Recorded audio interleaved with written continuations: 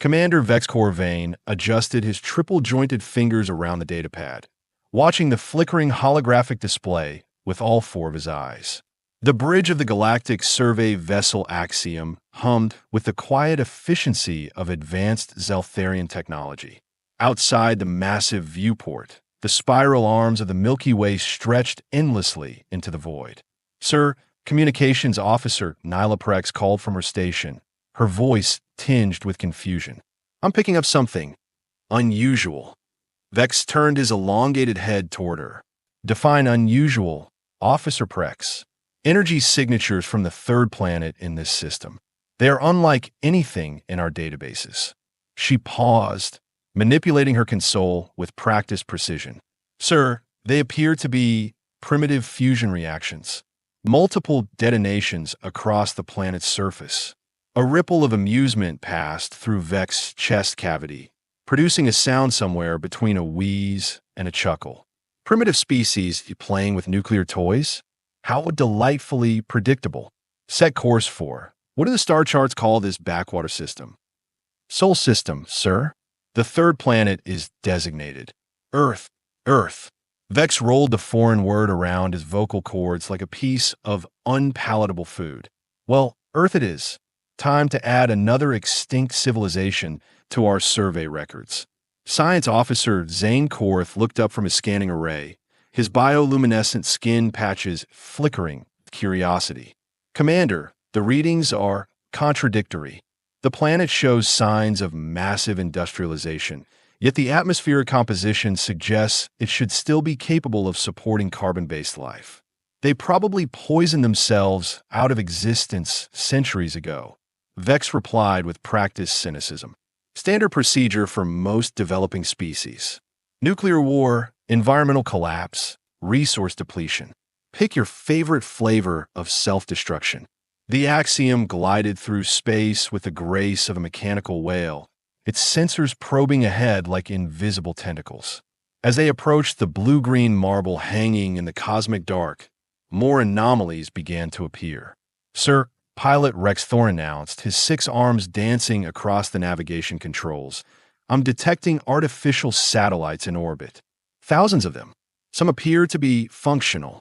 Vex's primary eyes narrowed, while his secondary pair remained focused on the data streams. "Automated systems. Probably still running on some basic programming loop. We have seen it before on Kepler 442b. Entire civilizations reduced to ghosts in the machine." But as they drew closer, something nagged at the edges of Vex's consciousness. The satellite network was too complex, too organized. "And the signals, Commander?" Nyla's voice cracked with excitement and disbelief. "I'm receiving transmissions. Hundreds of them. Music, data streams, what appears to be entertainment broadcasts. Sir, these signals are current. Real-time." The bridge fell silent except for the gentle hum of life support systems. Vex felt his gill slits flutter with the first hint of genuine surprise he'd experienced in decades of deep space exploration. "That's impossible," he said slowly. "Show me." The main display erupted with a cascade of electromagnetic signals, visual feeds, and data streams. Images flashed across the screen. Bipedal creatures with only 2 eyes each, primitive wheeled vehicles, massive structures of metal and glass reaching toward the sky like the fingers of buried giants. "By the 7 moons of Zelthara," whispered Zane, his skin patches now pulsing a deep purple.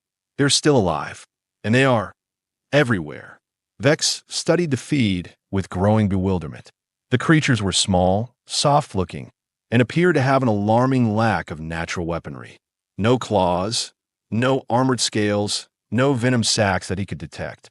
Yet their cities sprawled across continents like some kind of benign infection. "What are they calling themselves?" he asked. Nyla consulted her translation matrix. "The universal designation appears to be humans." "Humans." Vex tasted the word again, this time with less disdain and more curiosity. "Run a tactical assessment. I want to know their military capabilities, technological level, potential threat rating."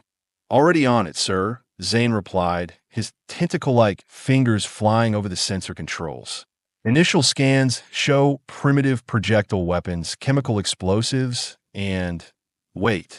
Sir, I'm detecting nuclear arsenals. Massive ones, distributed across multiple continents. There we go, Vex said with satisfaction. Mutually assured destruction. Classic pre-space flight death cult behavior.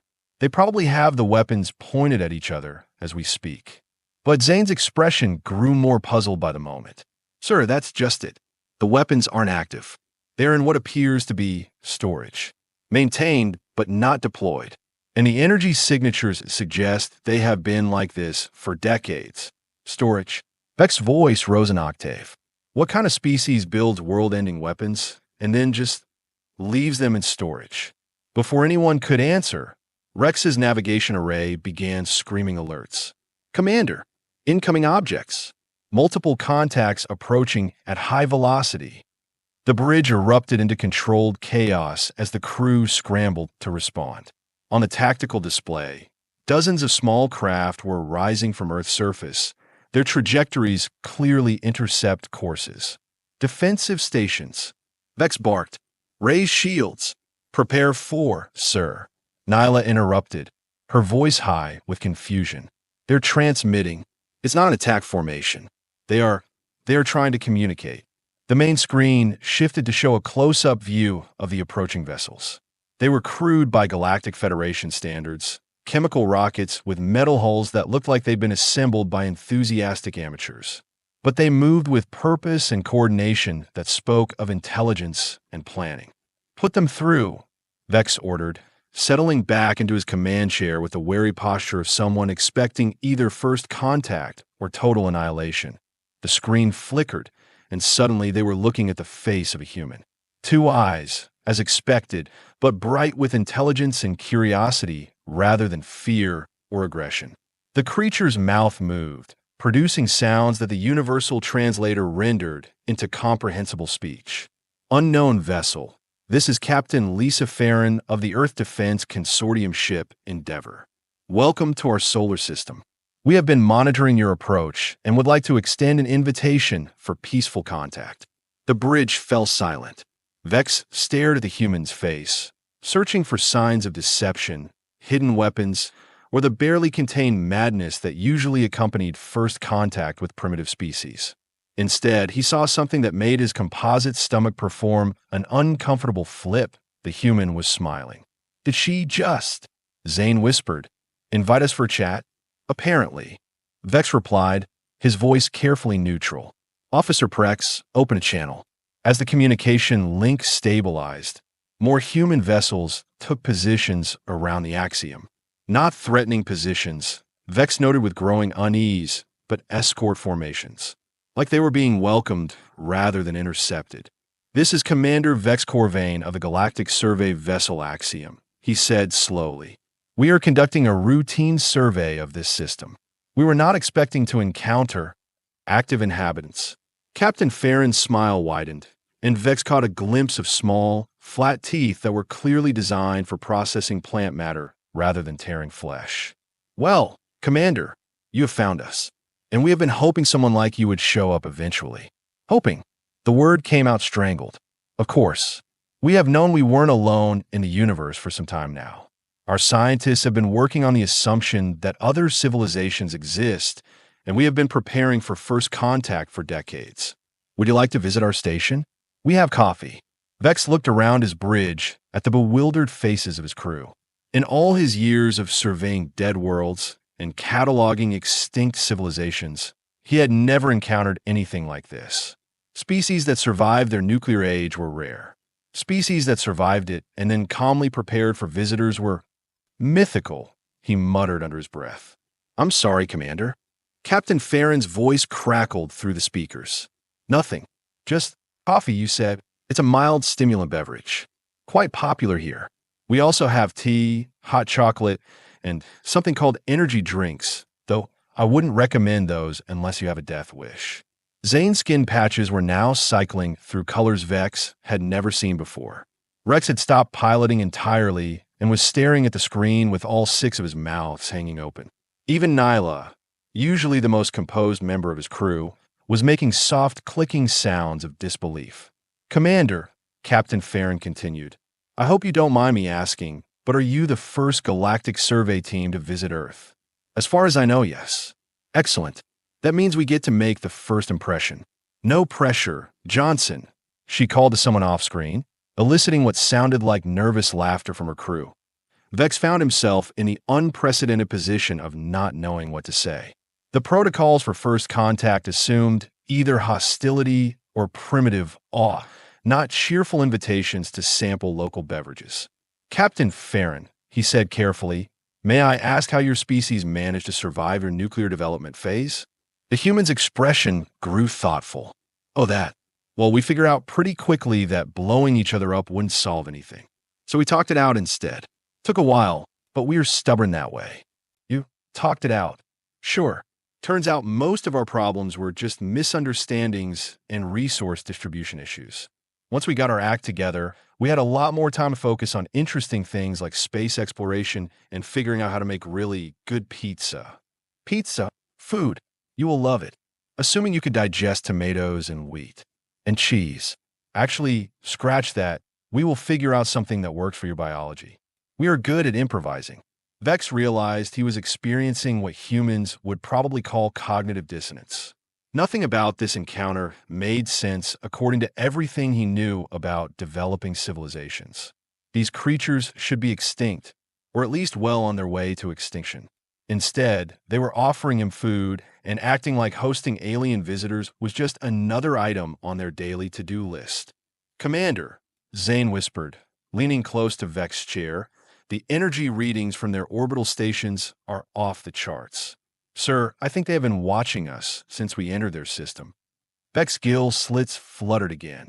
"Watching us? Their sensor networks are more sophisticated than our initial scans suggested. And those escort ships, sir, I'm detecting power signatures that don't match their apparent technological level."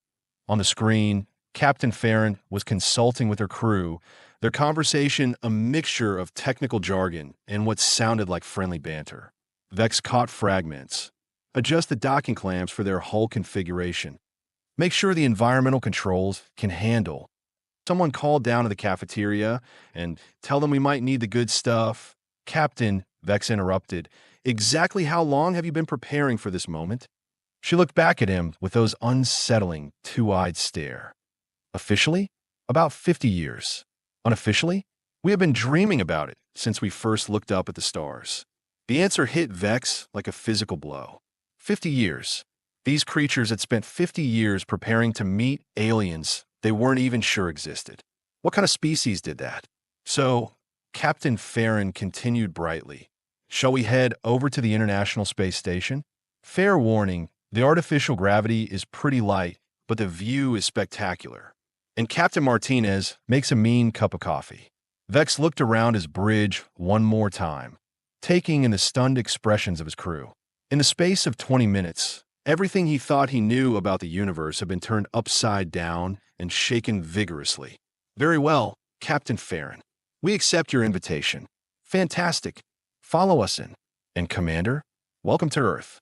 As the human vessels began their escort formation, Vex couldn't shake the feeling that he was about to discover something that would change not just his mission report, but everything the Galactic Federation thought they knew about intelligent life in the universe. The docking procedures alone should have been a disaster. Vex watched through the viewport as human technicians swarmed around connection ports that had been designed specifically for Galactic Federation vessels. Somehow, impossibly, they made it work. "Commander," Rex muttered from his pilot station, "they have adapted their docking systems to match our hull configuration. In real time, while we watched." "That's impossible," Vex replied automatically, but his conviction was wavering like a flag in a cosmic wind. "Tell that to the seal integrity readings," Zane added, his skin patches now a steady amber glow of bewilderment. "Perfect atmospheric match, structural stability within acceptable parameters. Sir, they have essentially rebuilt their entire docking bay in the span of 30 minutes. Through the airlock came the sound of human voices, cheerful and energetic despite what should have been a monumentally stressful situation. Vex straightened his ceremonial harness and tried to project an air of diplomatic authority. It was difficult when his primary emotion was rapidly shifting from confusion to something approaching panic. The airlock cycled open with a soft hiss, and Captain Farron stepped through, followed by two other humans. She was smaller than Vex had expected, barely reaching his chest cavity, but she moved with the confident stride of someone accustomed to command. "Commander Korvain," she said, extending her hand in what Vex recognized as a greeting gesture. "Permission to come aboard?" "Granted," he replied, awkwardly attempting to reciprocate the handshake with one of his manipulator appendages. The contact was brief but warm, and he noticed the complete absence of weapons on any of the humans. "This is Dr. Marcus Webb, our xenobiology specialist." Captain Farron gestured to a tall human with graying hair and Lieutenant Commander Rosa Martinez, our cultural liaison officer. Dr. Webb stepped forward, his eyes bright with scientific curiosity. "Commander, I hope you don't mind, but I have about 1,000 questions about your physiology. Your respiratory system is fascinating. Those gill slits suggest an aquatic evolutionary background, but you are clearly adapted for atmospheric breathing as well."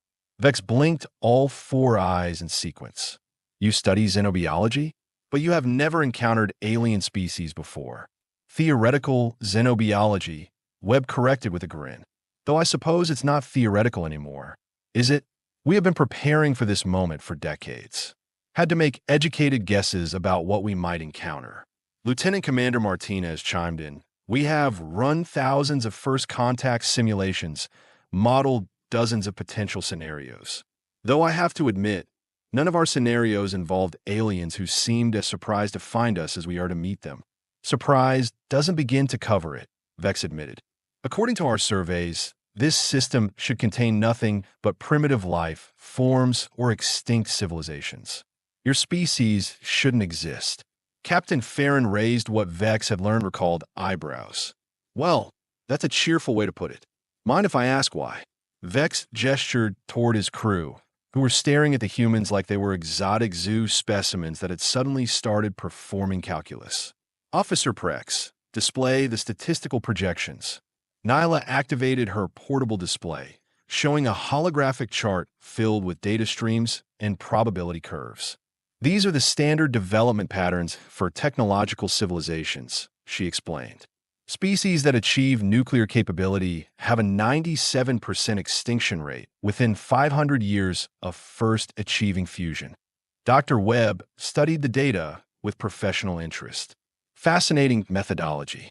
What factors contribute to the extinction rate? Resource depletion, environmental collapse, nuclear warfare, biological warfare, artificial intelligence, uprising, asteroid impact, solar instability." Zane rattled off the list like he was reciting a grocery list of doom. "And social collapse," Vex added. "Most species fragment into competing factions that eventually destroy each other. It's practically a universal law." The three humans exchanged glances, and Vex caught something in their expressions that made his chest cavity tighten with unease. It wasn't fear or defensiveness. It was amusement. "Well," Captain Farron said slowly, "we certainly had our moments. 2 world wars, a Cold War that lasted decades, environmental crises, resource conflicts. For a while there, it looked like we might prove your statistics right." "What changed?"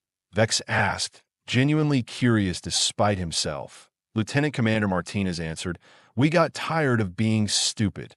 The simplicity of the statement hit Vex like a physical force. "Tired of being stupid? It's hard to explain," Dr. Webb said, rubbing what Vex had learned was called a chin. "Around the middle of the 21st century, we just collectively realized that fighting each other was a waste of time and resources. We had bigger problems to solve, such as climate change, energy production, space exploration, disease eradication, artificial intelligence development, genetic engineering ethics, social inequality, educational access." Captain Farron ticked off items on her fingers.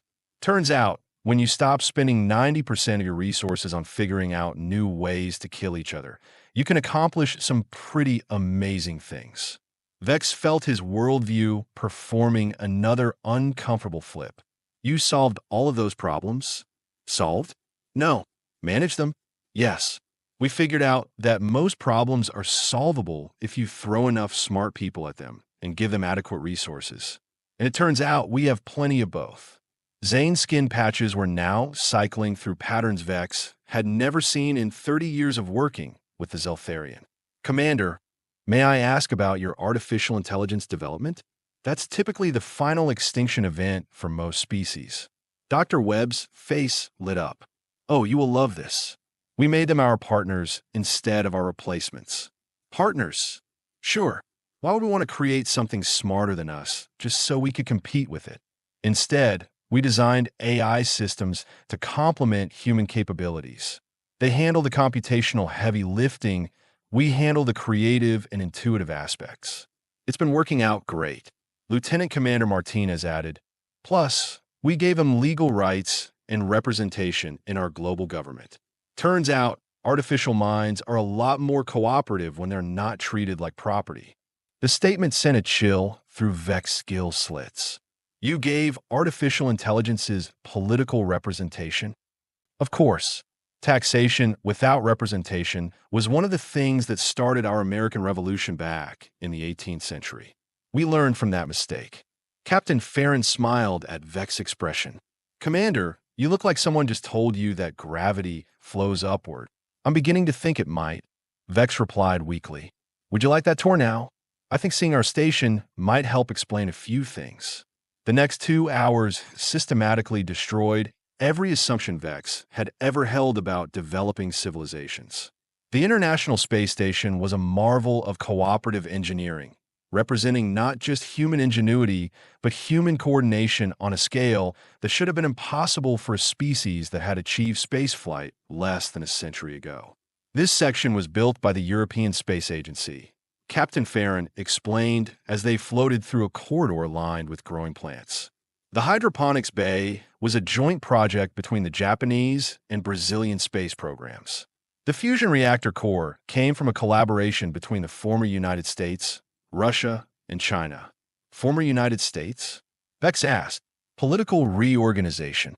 Around 2089, most nation-states transitioned to a federated global government structure, kept local cultural autonomy, but unified resource management and strategic planning, made space colonization much more efficient.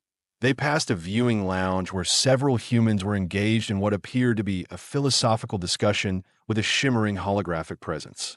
Vex recognized the telltale signs of artificial intelligence interface. That's Aria 7, Lieutenant Commander Martinez explained. One of our AI partners. She's been helping design the Mars terraforming project. Terraforming. Zane squeaked, his skin patches flashing alarm colors.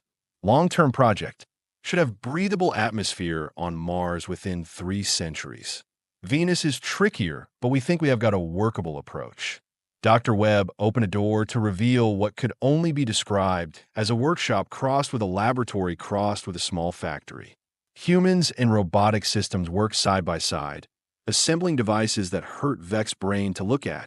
This is where we have been preparing for first contact, Webb said casually. Universal translation matrices, atmospheric compatibility systems, cultural exchange protocols, dietary adaptation technologies. We figured we'd need to be ready for anything. You built universal translators without ever meeting aliens. Vex's voice cracked on the last word. Theoretical linguistics combined with pattern recognition AI. Took about 15 years to get it right. Want to test it with your language? Before Vex could protest, Webb activated a device that immediately began parsing the Zeltharian language structure and producing near-perfect translations. The casual competence of it made Vex's head spin. Commander, Captain Farron said gently, I'm sensing that our existence is causing you some conceptual difficulties. You could say that, Vex replied, steadying himself against a wall. According to everything we know about galactic civilization development, you should be extinct. The fact that you're not only alive but thriving suggests that our entire understanding of intelligent species evolution is fundamentally flawed. Or, Lieutenant Commander Martinez suggested, maybe your sample size was too small. The comment hit Vex like a cosmic freight train. Sample size. How many developing civilizations have you actually observed from beginning to end?